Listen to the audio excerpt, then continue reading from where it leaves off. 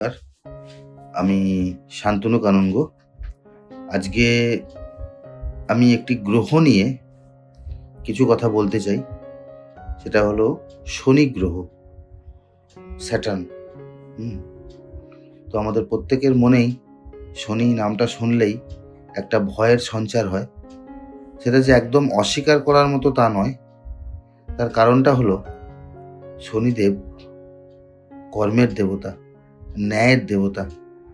আমরা যখন কোনো কোর্টে যাই তখন যে জাজ থাকে তাকে সবাই মাই লর্ড বলে সম্বোধন করেন।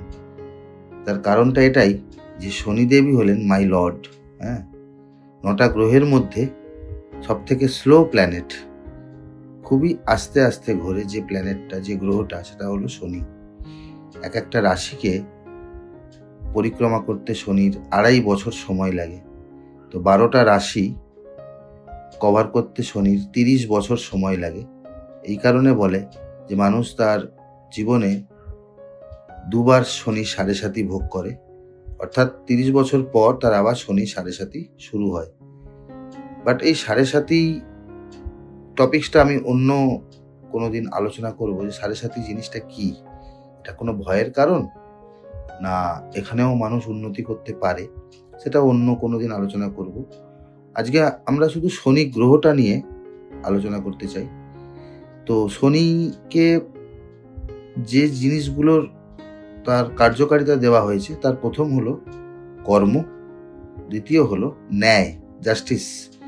শনির যারা ফিল্ডে কাজ করেন, অর্থাৎ যারা উকিল হন, ল নিয়ে কাজ করেন, তারা সবসময় ব্ল্যাক কালার ইউজ করেন, কালো জ্যাকেট। এর কারণটা হলো শনির গায়ের রং ছিল কালো। হ্যাঁ, শনি সূর্যেরই পুত্র, কিন্তু সেটি একটা মিথ, যেটা মাইথোলজিক্যাল গল্প যেটা আছে, যেখানে বলা হয়েছে যে সূর্যের সন্তান শনিদেব, কিন্তু ওনার যে স্ত্রী পত্নী তিনি কিন্তু সশরীরে আসেননি, ছায়া হয়ে এসেছিলেন ওনার কাছে। তারই সন্তান হলেন শনি, তাই তার গায়ের রং কালো। যেখানে সূর্যের এত তেজ, এত মহিমা, অথচ তার নিজের সন্তান কালো, যে কারণে উনি শনিদেবকে অ্যাকসেপ্ট করতে পারেননি, প্রথমে গ্রহণ করতে পারেননি, যে কারণে শনিদেব তার পিতা সূর্যদেবকে সহ্য করতে পারেন না। আমরা প্রত্যেকেই জানি যে শনি এবং সূর্য একে অপরের শত্রু। বাস্তবটা হচ্ছে যে সূর্য অতটা শত্রু মনে করে না পরে, বাট শনিদেব প্রথম থেকে সূর্যকে তার শত্রু বলে মনে করে। আমরা প্র্যাকটিক্যালি যদি দেখি যে একটা সপ্তাহ শুরু হয় সানডে থেকে, রবিবার দিয়ে, আর শেষ হয় শনিবার থেকে, অর্থাৎ সূর্য থেকে সব থেকে দূরের গ্রহ হলো শনি গ্রহ। তার কারণ এরা সবসময় নিজেদের মধ্যে ডিস্টেন্স বজায় রাখে। সূর্যের যেখানে অস্ত যায়, তারপর সন্ধ্যে থেকে শনির সময়কাল শুরু হয়, অর্থাৎ রাত্রির সময়কালটা হলো শনির সময়কাল। এছাড়া শনির যে আর গুণাবলীগুলি আমরা পুরাণে পাই, বর্ণিত আছে যে শনিদেব হলেন ধৈর্যের কারক গ্রহ। পেশেন্স শনির একটি বড় গুণ, ধৈর্য। হ্যাঁ, এই কারণে failure is the pillar of সাকসেসের কথাটা এই কারণে বলা হয় যে যতবার তুমি ব্যর্থ হবে ততবার বুঝতে হবে শনিদেব তোমার পরীক্ষা নিচ্ছেন। এরপর যখন তুমি মাথা তুলে দাঁড়াবে, সেটা স্টে করবে, স্থায়ী হবে। ব্যর্থ না হলে সেই সাকসেসের মজা আসে না, সেটা কিন্তু শনিদেবের প্রভাব। হ্যাঁ, তো শনি একদিকে কর্ম, একদিকে ন্যায়, একদিকে ধৈর্য। আবার ঋষি পরাশর, যিনি এই অ্যাস্ট্রোলজির যাকে আমরা জনক বলে থাকি, তিনি লিখে গেছিলেন, সেখানে উনি শনিকে একটা ওয়ার্ড ইউজ করেছেন, সাফারিং, অর্থাৎ পীড়া, যন্ত্রণা, দুঃখ, গ্রিফ। তার কারণ ওই যে শনি সহজে কিছু দেন না, বাট দেন। উনি ডিলে করেন, বাট ডিনাই করেন না। সমস্ত কিছুই দেবে, শুধু পেশেন্স বা ধৈর্য রাখতে হবে। ব্যর্থতা আসবে, সেখান থেকে আবার সাফল্যের দিকে এগিয়ে যেতে হবে, উঠে দাঁড়াতে হবে। তো শনিকে আমরা সবসময় নেগেটিভ প্ল্যানেট রূপে দেখি, শাস্ত্রেও তাই বর্ণিত আছে। মঙ্গল, শনি, রাহু, কেতু, এই 4 জনকে আমরা ম্যালিফিক প্ল্যানেট বা নেগেটিভ প্ল্যানেট রূপে, নেগেটিভ গ্রহ রূপে আমরা বিবেচনা করি। তো আমাদের 12টা হাউসের মধ্যে 4টে হাউস এমন আছে, 4টে ঘর এমন আছে যেখানে শনিদেব থাকলে আমরা বলি যে সেটা ভালো। নেগেটিভ প্ল্যানেট থাকলে সেটা হচ্ছে 3rd house, 7th house, sixth house, 10th house, 11th house, এই 4টে ঘরে যদি শনিদেব থাকেন তাহলে আমরা বলে থাকি অতটা নেগেটিভ ফল আসে না। হ্যাঁ, শুধু কি পরিশ্রম করতে হবে। তো শনিদেব 12টা রাশির মধ্যে উনি 2টো রাশির অধিকর্তা, বা ওনাকে 2টো রাশির পাওয়ার বা ক্ষমতা দেওয়া হয়েছে। একটা 10 নম্বর রাশি যেটাকে আমরা বলি মকর রাশি, আর একটা 11 নম্বর রাশি যেটা কুম্ভ রাশি। তো 10 নম্বর মানেই মানুষের কর্ম বোঝায়, আর 11 নম্বর মানে মানুষের লাভ, মানে গেন বা প্রফিট বোঝায়, অর্থাৎ কর্ম করো লাভ নাও। এই দুটো হলো শনির নিজস্ব রাশি, 10 নম্বর আর 11 নম্বর, অর্থাৎ মকর রাশি আর কুম্ভ রাশি, এই দুটির মালিক হলেন শনিদেব। এরপর আমি আসি যে শনিদেব কোন রাশিতে উচ্চ অবস্থায় থাকে এবং কোন রাশিতে নিম্ন অবস্থায় থাকে, নিম্নস্থ হয়। তো শনিদেব 1 নম্বর রাশিতে নিম্নস্থ হয়। তার কারণ আমি প্রথমেই বললাম যে 1 নম্বর হচ্ছে সূর্য, 1 নম্বর মানে সূর্যকে বোঝায়।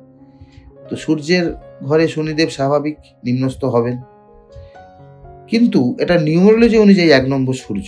আমরা যদি বৈদিক শাস্ত্রের মতে বিচার করি তাহলে 1 নম্বর হলো মঙ্গলের রাশি, মেষ রাশি। তো নিউমেরোলজি অনুযায়ী 1 নম্বর হচ্ছে সূর্য আর 8 নম্বর হচ্ছে শনি, বাট বৈদিক শাস্ত্র মতে 1 নম্বর রাশি হলো মেষ রাশি, মঙ্গলের রাশি। এবার শনি সবসময় ধীর গতিতে চলার গ্রহ, আর মঙ্গল খুবই ফাস্ট, কুইক অ্যাকশন, যে কারণে 1 নম্বর রাশিতে শনি কখনোই কমফোর্টেবল নয়, যে কারণে 1 নম্বর রাশিতে মঙ্গলের মেষ রাশিতে শনিদেব নিচস্থ হন। এরপর আসি শনিদেব কোন রাশিতে উচ্চস্থ হন না, 12টা রাশির মধ্যে 7 নম্বর রাশিটা হলো তুলা রাশি। এবার তুলা রাশিতে শনিদেব কেন উচ্চস্থ হন, এর পেছনে যদি আমরা লজিকটা চিন্তা করি, সেটি হলো তুলা রাশির যে চিহ্নটা বা সিম্বলটা আছে সেটা যদি আমরা লক্ষ্য করি তাহলে দেখব যে একটি দাঁড়িপাল্লার ছবি আছে, এবং দাঁড়িপাল্লা মানে আমরা অটোমেটিক আমাদের মাথায় আসে যখন আমরা কোর্টে যাই তখন একটি কিন্তু দাঁড়িপাল্লা সেখানে থাকে, একজন মহিলার হাতে চোখে কালো কাপড় থাকে, অর্থাৎ চোখ ইন্দ্রিয়টাকে সেখানে বন্ধ করে রাখা হয়, অর্থাৎ ন্যায় বিচার হবে, যতটা কর্ম ততটাই ফল, একটুও বেশি না একটুও কম না। তো এই কারণে তুলা রাশিতে শনিদেব উচ্চ অবস্থায় থাকেন 7 নম্বর রাশিতে, আর 1 নম্বর রাশিতে নিম্ন অবস্থায় থাকে। এছাড়া শনির 2টো স্পেশাল দৃষ্টি আছে, 7 নম্বর বা 7ম দৃষ্টি প্রত্যেকটা গ্রহের থাকে, তো শনিদেবেরও আছে, বাট এক্সট্রা 2টো দৃষ্টি শনির আছে, সেটা হলো 3rd মানে 3য় দৃষ্টি, 3rd অ্যাসপেক্ট, আর 10ম দৃষ্টি বা 10th অ্যাসপেক্ট। তো এই অ্যাসপেক্ট বা দৃষ্টি কথাটার মানে হলো শনিদেব প্রত্যেকের চার্টে কোনো না কোনো হাউসে থাকে, সেই হাউস থেকে 3 নম্বর হাউসে শনির থার্ড দৃষ্টি যায়, 3য় দৃষ্টি যায়, আর সেই হাউস থেকে 10 নম্বর ঘরে শনির 10ম দৃষ্টি যায়। যদি উদাহরণস্বরূপ আমরা ধরি যে শনির কারোর চার্টে হয়তো 2nd হাউসে আছে, এবারে শনির একটা বিশেষ কার্যকারিতা হলো শনি যে হাউসে থাকে সেই হাউসের জিনিস শনি বাড়িয়ে দেয়, অর্থাৎ শনি যে ঘরে থাকে সেই ঘরের বৃদ্ধি ঘটায়। অর্থাৎ 2nd হাউস কি বোঝায়, 2nd হাউস বোঝায় মানুষের সম্পদ, ওয়েলথ বা ফ্যামিলি।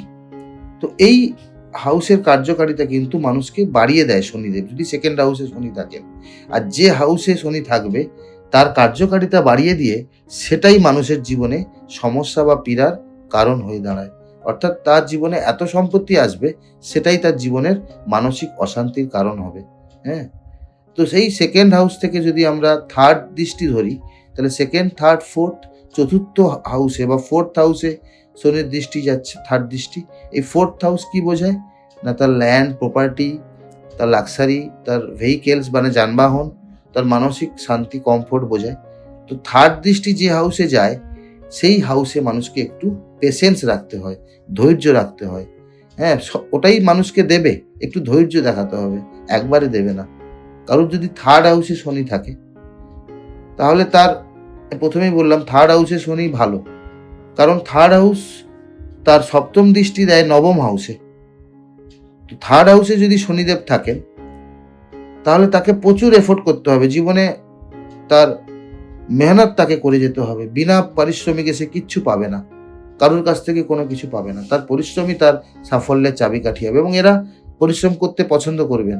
হ্যাঁ, থার্ড হাউসে যদি শনি থাকে, তার সপ্তম দৃষ্টি পড়ে নবম হাউসে, 9th হাউসে, যেটা ভাগ্যের হাউস। অর্থাৎ এই জাতক জাতিকারা যাদের থার্ড হাউসে শনি থাকে, তারা যত পরিশ্রম করবে তত তাদের ভাগ্য খুলতে থাকবে। হ্যাঁ, কিন্তু থার্ড দৃষ্টিটা যাচ্ছে পঞ্চম হাউসে, থার্ড, ফোর্থ, ফিফথ। এই পঞ্চম হাউস বোঝায় তার সন্তান সন্ততি, অর্থাৎ তার এডুকেশন অ্যান্ড চাইল্ড বার্থ।